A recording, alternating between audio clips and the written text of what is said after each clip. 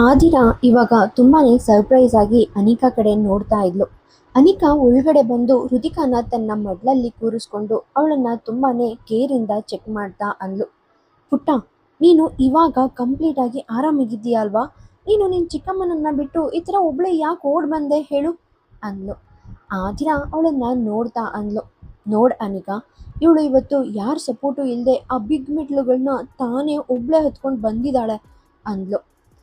ಹೌದು ಅದ್ಗೆ, ನಿಜ ಹೇಳಬೇಕಂದ್ರೆ ನಾನು ನನ್ನ ಫ್ರೆಂಡ್ ಜೊತೆ ಯಾವುದೋ ಇಂಪಾರ್ಟೆಂಟ್ ಮ್ಯಾಟರ್ ಬಗ್ಗೆ ಫೋನ್ನಲ್ಲಿ ಮಾತಾಡ್ತಿದ್ದೆ. ಅವಳಿಗೆ ಕೆಲವು ಡಾಕ್ಯುಮೆಂಟ್ಸ್ ಇಮೇಜಸ್ನ ಅರ್ಜೆಂಟಾಗಿ ಸೆಂಡ್ ಮಾಡಬೇಕಾಗಿತ್ತು.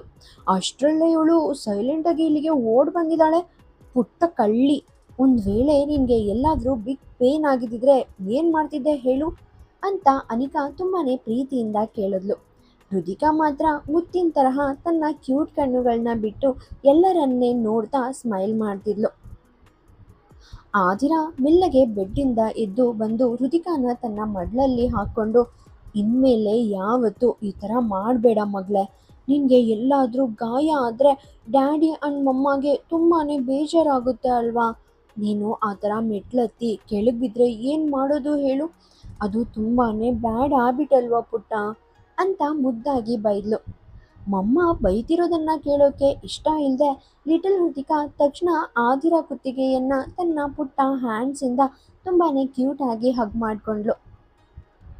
ಅವಳ ಆ ಮುದ್ದು ಆ್ಯಕ್ಟ್ ನೋಡಿ ಅನಿಕಾಗೆ ಜೋರಾಗಿ ನಗು ಬಂತು.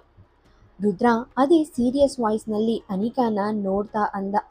ನಾನು ಇವಾಗಲೇ ಆ ಇಂಟೀರಿಯರ್ ವರ್ಕರ್ಸ್ಗೆ ಕಾಲ್ ಮಾಡಬೇಕಂತ ಅಂದ್ಕೊಂಡಿದ್ದೀನಿ ಅನಿಕಾ.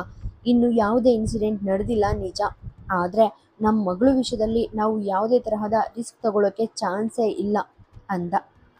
ಆದಿರಾ ತಕ್ಷಣ ಸಪೋರ್ಟ್ ಮಾಡ್ತಾ, ಹೌದು ರಾಜವಂಶಿ ಸರ್, ನೀವು ಹೇಳಿದ್ದು ನೂರಕ್ಕೆ ನೂರು ಕರೆಕ್ಟ್. ನೀವು ಇವಾಗಲೇ ಅವರಿಗೆ ಕಾಲ್ ಮಾಡಿ ಆ ಮೆಟ್ಲುಗಳ ಸ್ಟಾರ್ಟಿಂಗ್ನಲ್ಲೇ ಒಂದು ಸ್ಟೆಪ್ ಡೋರ್ ಇನ್ಸ್ಟಾಲ್ ಮಾಡೋಕ್ಕೆ ಹೇಳಿ.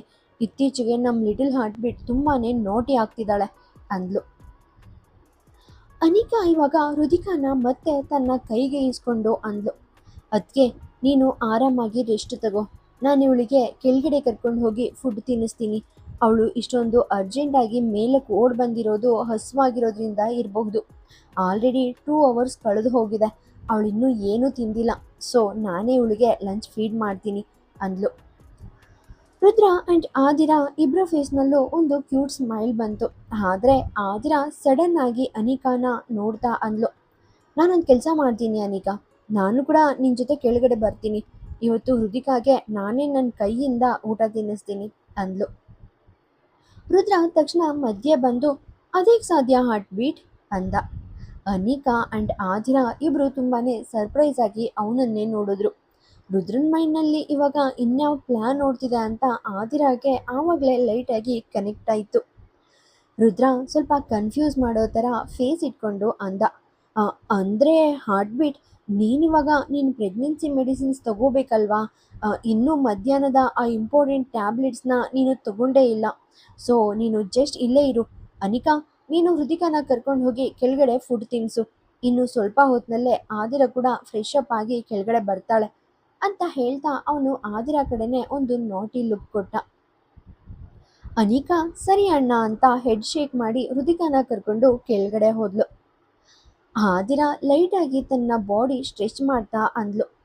ನಾನು ಆ ಅಫಿಷಿಯಲ್ ಮೆಡಿಸಿನ್ಸ್ನ ಆಮೇಲೆ ನಿಧಾನವಾಗಿ ತಗೋತೀನಿ ರಾಜವಂಶಿ ಸರ್.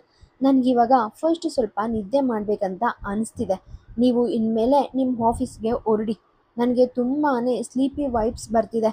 ಸೊ ನನಗೆ ಯಾವುದೇ ತರಹದ ಡಿಸ್ಟರ್ಬೆನ್ಸ್ ಇಷ್ಟ ಇಲ್ಲ ಅಂತ ಹೇಳ್ತಾ ಅವಳು ಬೆಡ್ ಮೇಲೆ ಕಂಫರ್ಟಬಲ್ ಆಗಿ ಮಲ್ಕೊಂಡ್ಳು. ರುದ್ರ ತಕ್ಷಣ ಅವಳ ಹತ್ರ ತುಂಬಾ ಕ್ಲೋಸ್ ಆಗಿ ಒರ್ಕೊಂಡು, ನಾನೇನು ಅಷ್ಟೊಂದು ದಡ್ಡ ಅಂತ ಅಂದ್ಕೊಂಡಿದ್ಯಾ ಹಾರ್ಟ್ ಬೀಟ್?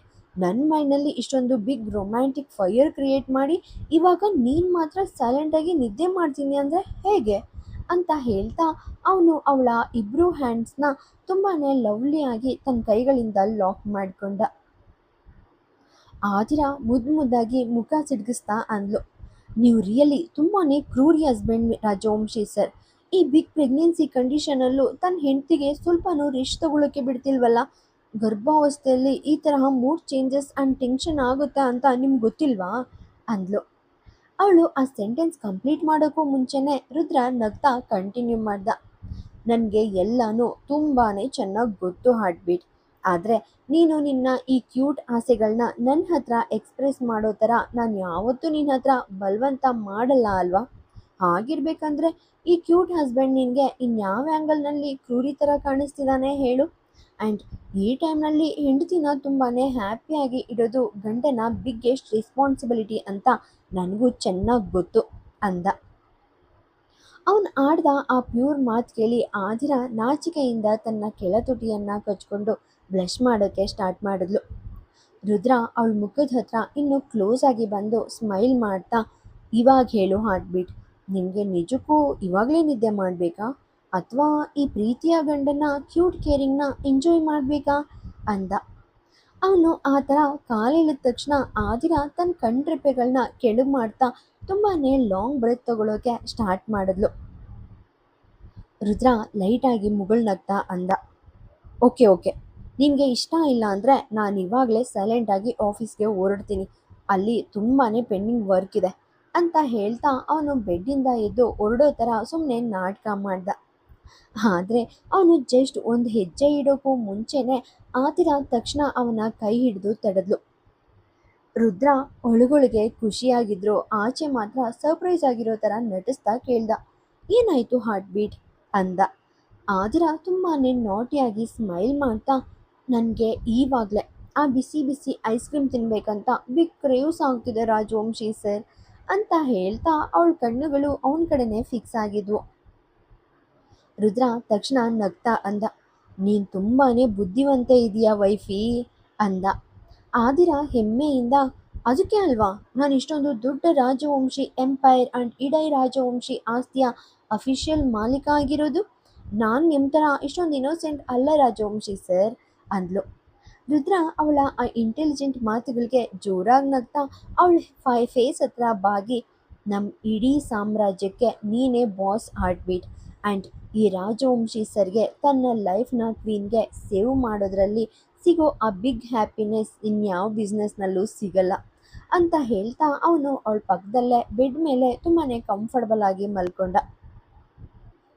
ಅವರಿಬ್ಬರ ನಡುವೆ ಇರೋ ಆ ನಿಷ್ಕಲ್ಮಶವಾದ ಲವ್ ಆ್ಯಂಡ್ ಮ್ಯೂಚುವಲ್ ಅಂಡರ್ಸ್ಟ್ಯಾಂಡಿಂಗ್ ಇಡೀ ರೂಮ್ ವೆದರ್ನ ತುಂಬಾ ಕ್ಯೂಟ್ ಆ್ಯಂಡ್ ಪೀಸ್ಫುಲ್ ಆಗಿ ಚೇಂಜ್ ಮಾಡಿತ್ತು.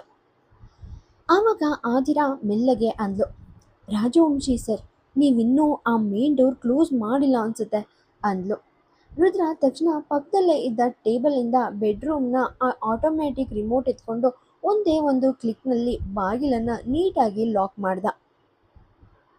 ನೆಕ್ಸ್ಟ್ ಮೂಮೆಂಟ್ ಅವರಿಬ್ಬರು ಜಸ್ಟ್ ಪ್ರಪಂಚದ ಎಲ್ಲ ಟೆನ್ಷನ್ ಮರೆತು ಒಬ್ರನ್ನೊಬ್ರು ತುಂಬಾ ಪ್ರೀತಿಯಿಂದ ನೋಡ್ತಾ ತಮ್ಮ ಫ್ಯೂಚರ್ ಲೈಫ್ ಆ್ಯಂಡ್ ಮಕ್ಕಳ ಜವಾಬ್ದಾರಿ ಬಗ್ಗೆ ತುಂಬಾ ಸುಂದರವಾಗಿ ಮಾತಾಡ್ತಾ ಆ ಕ್ಯೂಟ್ ಫ್ಯಾಮಿಲಿ ಟೈಮ್ನ ಕಂಪ್ಲೀಟಾಗಿ ಎಂಜಾಯ್ ಮಾಡ್ತಿದ್ರು.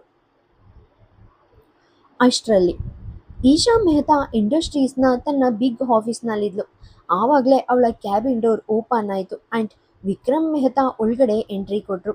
ಅವರು ಈಶಾನ ನೋಡ್ತಾ ಸಡನ್ ಆಗಿ ಕೇಳಿದ್ರು, ನಾನಿಲ್ಲಿ ಏನು ಕೇಳ್ತಿದ್ದೀನಿ ಈಶಾ, ನೀನು ಮೈಸೂರು ಬಿಟ್ಟು ಬೇರೆ ಕಡೆ ಎಲ್ಲೋ ಹೋಗ್ತಿದ್ಯಾ ಅಂದರು. ಈಶಾ ಲೈಟಾಗಿ ಕನ್ನಿಂಗಾಗಿ ಸ್ಮೈಲ್ ಮಾಡ್ತಾ, ಹೌದು ಅಪ್ಪ ಅಂದ್ಲು. ವಿಕ್ರಮ್ ಮೆಹ್ತಾ ತಕ್ಷಣ ಕ್ವೆಶನ್ ಮಾಡಿದ್ರು, ಆದರೆ ಯಾಕೆ ಈಶಾ, ನೀನು ಆ ರುದ್ರ ರಾಜವಂಶಿ ಮೇಲೆ ಬಿಗ್ಗೆಸ್ಟ್ ರಿವೆಂಜ್ ತಗೋತೀಯಾ ಅಂತ ನಾನು ವೆಯ್ಟ್ ಮಾಡ್ತಿದ್ದೆ, ಆದರೆ ನೀನು ನೋಡಿದ್ರೆ ಇವಾಗ ಮೈಸೂರು ಬಿಟ್ಟು ಎಸ್ಕೇಪ್ ಆಗ್ತಿದ್ಯಾ ಅಂದರು. ಈಶಾ ಇವಾಗ ತನ್ನ ಚೇರಿಂದ ಎದ್ದು ನಿಂತ್ಕೊಂಡ್ಳು. ನಾನು ಖಂಡಿತ ಸೇಡ್ ತೀರಿಸ್ಕೊಳ್ಬೇಕು ಅಪ್ಪ ಆ್ಯಂಡ್ ಆ ರಿವೆಂಜ್ನ ನಾನು ತುಂಬಾ ಪರ್ಫೆಕ್ಟಾಗಿ ಪ್ಲ್ಯಾನ್ ಮಾಡ್ತಾ ಇದ್ದೀನಿ. ಆದರೆ ಬಿಗ್ಗೆಸ್ಟ್ ಪ್ರಾಬ್ಲಮ್ ಏನಂದರೆ ನಾನು ಮೈಸೂರಿನಲ್ಲೇ ಇರೋ ವಿಷಯ ಆ ರುದ್ರನ್ಗೆ ಆವಾಗಲೇ ಗೊತ್ತಾಗಿರೋದ್ರಿಂದ ಅವನಿವಾಗ ಆದಿರ ಸುತ್ತಲೂ ಸೆಕ್ಯೂರಿಟಿನ ತುಂಬಾ ಹೈ ಮಾಡಿದ್ದಾನೆ. ಮುಂಚೆ ಎಲ್ಲೋ ಜಸ್ಟ್ 50 ಗಾರ್ಡ್ಸ್ ಇರೋ ಕಡೆ ಇವಾಗ ಇಡೀ 100 ಜನ ಬಾಡಿ ಗಾರ್ಡ್ಸ್ನ ಫಿಕ್ಸ್ ಮಾಡಿದ್ದಾನೆ. ಈವನ್ ಇವಾಗ ಯಾವುದೇ ಒಬ್ಬ ಹೊಸ ಕೆಲಸದವಳು ಕೂಡ ರಾಜವಂಶಿ ಮ್ಯಾನ್ಷನ್ ಒಳಗಡೆ ಈಸಿಯಾಗಿ ಎಂಟ್ರಿ ಕೊಡೋಕ್ಕೆ ಚಾನ್ಸೇ ಇಲ್ಲ. ಇದೆಲ್ಲ ಅವನು ಯಾಕೆ ಮಾಡ್ತಿದ್ದಾನೆ ಅಂದರೆ ನಾನು ಆದಿರ ಹತ್ರ ರೀಚ್ ಆಗಬಾರ್ದು ಆ್ಯಂಡ್ ಅವಳ ಹೊಟ್ಟೆಯಲ್ಲಿರೋ ಆ ಫ್ಯೂಚರ್ ಬೇಬೀಸ್ಗೆ ಯಾವುದೇ ತರಹದ ಹಾನಿ ಮಾಡಬಾರ್ದು ಅಂತ. ಆದರೆ ನಾನು ಜಸ್ಟ್ ಈ ಸಿಟಿ ಬಿಟ್ಟು ಹೊರಟೋದ್ರೆ ಅವನಿಗೆ ಈ ಎಲ್ಲ ಡೌಟ್ಸ್ ಕ್ಲಿಯರ್ ಆಗಿಬಿಡುತ್ತೆ. ರುದ್ರ ಕಂಪ್ಲೀಟಾಗಿ ರಿಲ್ಯಾಕ್ಸ್ ಆಗ್ತಾನೆ ಆ್ಯಂಡ್ ಆವಾಗಲೇ ನನ್ನ ಮೇನ್ ಅಟ್ಯಾಕ್ ಸ್ಟಾರ್ಟ್ ಆಗೋದು. ಆ ಇಡೀ ಫ್ಯಾಮಿಲಿನ ಕಂಪ್ಲೀಟಾಗಿ ಕೊಲೆ ಮಾಡೋಕ್ಕೆ ನನಗೆ ಸಿಗೋ ಆ ಲಾಸ್ಟ್ ಮೂಮೆಂಟ್ ಅದೇ ಅಂತ ಹೇಳ್ತಿರುವಾಗ ಅವಳ ಫೇಸ್ನಲ್ಲಿ ಒಂದು ತುಂಬಾ ಡೇಂಜರಸ್ ಇವಿಲ್ ಲುಕ್ ಕಾಣಿಸ್ತಿತ್ತು. ಸುಮಾರು 3 ತಿಂಗಳ ನಂತರ ರುದ್ರ ಆ್ಯಂಡ್ ಆದಿರಾ ಇಬ್ಬರು ಕಾರಿನಲ್ಲಿ ತಮ್ಮ ರೆಗ್ಯುಲರ್ ಪ್ರೆಗ್ನೆನ್ಸಿ ಚೆಕಪ್ಗಾಗಿ ಹಾಸ್ಪಿಟಲ್ಗೆ ಹೊರಟಿದ್ರು. ಆದಿರಾ ಆ ಡೆಲಿವರಿ ಡೇಟ್ ತುಂಬಾ ಹತ್ರ ಬಂದಿತ್ತು. ಅವಳಿಗೆ ಇವಾಗ ಯಾವುದೇ ಕ್ಷಣದಲ್ಲೂ ಆ ಲೇಬರ್ ಪೇನ್ ಸ್ಟಾರ್ಟ್ ಆಗೋ ಚಾನ್ಸಸ್ ಇತ್ತು. ಆದರೂ ಡಾಕ್ಟರ್ಸ್ ಹೇಳಿರೋ ಆ ವೀಕ್ಲಿ ಚೆಕಪ್ ಮಿಸ್ ಮಾಡಬಾರ್ದು ಅಂತ ಅವರಿಬ್ಬರು ಹೊರಟಿದ್ರು. ಅವರು ಜಸ್ಟ್ ಒಂದು ಹಾಫ್ ಆನ್ ಅವರ್ನಲ್ಲಿ ಹಾಸ್ಪಿಟಲ್ಗೆ ಬಂದು ರೀಚ್ ಆದರು. ಅವರು ಬಂದ ತಕ್ಷಣ ಲೇಡಿ ಡಾಕ್ಟರ್ ಅವಳ ಇಂಟರ್ನಲ್ ಚೆಕಪ್ ಸ್ಟಾರ್ಟ್ ಮಾಡಿದ್ರು. ಆವಾಗ ಆದಿರಾಗೆ ಒಳಗೊಳಗೆ ತುಂಬಾ ಆ್ಯಂಗ್ಸೈಟಿ ಆಗ್ತಿತ್ತು. ಅವಳ ಹೊಟ್ಟೆಯಲ್ಲಿ ಟ್ವಿನ್ಸ್ ಬೇಬೀಸ್ ಹೊತ್ತಿರೋದ್ರಿಂದ ಅವಳ ಆ ಬೇಬಿ ಬಂಪ್ ನಾರ್ಮಲ್ಗಿಂತ ತುಂಬಾ ಬಿಗ್ ಆಗಿ ಕಾಣಿಸ್ತಿತ್ತು. ಅವಳಿಗೆ ಇವನ್ ಮೆಲ್ಲಗೆ ವಾಕ್ ಮಾಡೋಕ್ಕೆ ಆ್ಯಂಡ್ ಮೂವ್ ಆಗೋಕ್ಕೆ ಕೂಡ ತುಂಬಾ ಕಷ್ಟ ಆಗ್ತಿತ್ತು. ಡಾಕ್ಟರ್ ಅವಳನ್ನು ನೋಡ್ತಾ ಅಂದರು, ನಿಮ್ಮ ಆ ಡೆಲಿವರಿ ಪೇನ್ ಯಾವುದೇ ಸೆಕೆಂಡ್ನಲ್ಲಾದರೂ ಸ್ಟಾರ್ಟ್ ಆಗಬಹುದು ಆದಿರಾ. ಅದು ಇವತ್ತೇ ಇರಬಹುದು, ಇಲ್ಲಾಂದರೆ ನಾಳೆನೇ ಆಗಬಹುದು. ಆದರೆ ಅದಕ್ಕಿಂತ ಜಾಸ್ತಿ ಡೇಸ್ ಖಂಡಿತ ತಗೊಳ್ಳಲ್ಲ.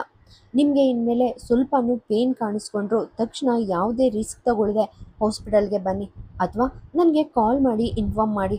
ಸ್ವಲ್ಪನೂ ನೆಗ್ಲೆಕ್ಟ್ ಮಾಡಬೇಡಿ ಆ್ಯಂಡ್ ಪ್ಲೀಸ್ ಸಾಧ್ಯ ಆದರೆ ಇನ್ಮೇಲೆ ಆ ಒಂದು ಸ್ಪೆಷಲ್ ಕೆಲಸನ ಮತ್ತೆ ಮಾಡೋಕ್ಕೆ ಹೋಗಬೇಡಿ ಅಂತ ಡಾಕ್ಟರ್ ಸ್ವಲ್ಪ ಹೆಸಿಟೇಟ್ ಮಾಡ್ತಾ ಹೇಳಿದಾಗ ಅವಳ ಇನ್ನರ್ ಮೀನಿಂಗ್ ಏನಂತ ಆದಿರಾಗೆ ಚೆನ್ನಾಗಿ ಅರ್ಥ ಆಯಿತು.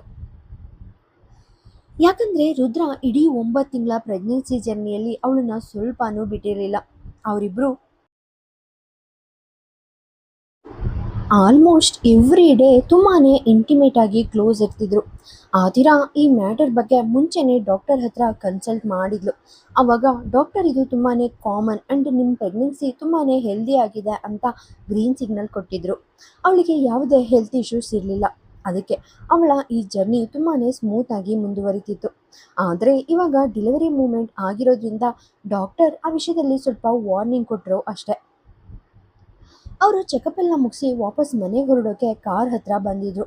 ಆದರೆ ಸಡನ್ನಾಗಿ ಆದಿರಾ ತನ್ನ ಹೊಟ್ಟೆ ಮೇಲೆ ಕೈ ಇಟ್ಕೊಂಡು ತುಂಬಾ ಒದ್ದಾಡ್ತಾ ಅಂದ್ಲು, ನನಗೆ ಯಾಕೋ ಪೇನ್ ಸ್ಟಾರ್ಟ್ ಆಗ್ತಿದೆ ರಾಜವಂಶಿ ಸರ್ ಅಂದ್ಲು. ರುದ್ರ ತಕ್ಷಣ ಲೈಟಾಗಿ ನಗ್ತಾ ಅಂದ, ಆದರೆ ಇದು ಕೂಡ ಜಸ್ಟ್ ಫೇಕ್ ಪೇನ್ ಇರಬೇಕು ಅಲ್ವಾ ಹಾರ್ಟ್ ಬೀಟ್. ಅಂದರೆ ನೀನು ಕಳೆದ ಕೆಲವು ದಿನಗಳಿಂದ ದಿನ ಬೆಳಿಗ್ಗೆ ಇದೇ ಥರ ಸುಳ್ಳೆ ನೋವು ಅಂತ ಡ್ರಾಮಾ ಮಾಡ್ತಿದ್ಯಾ.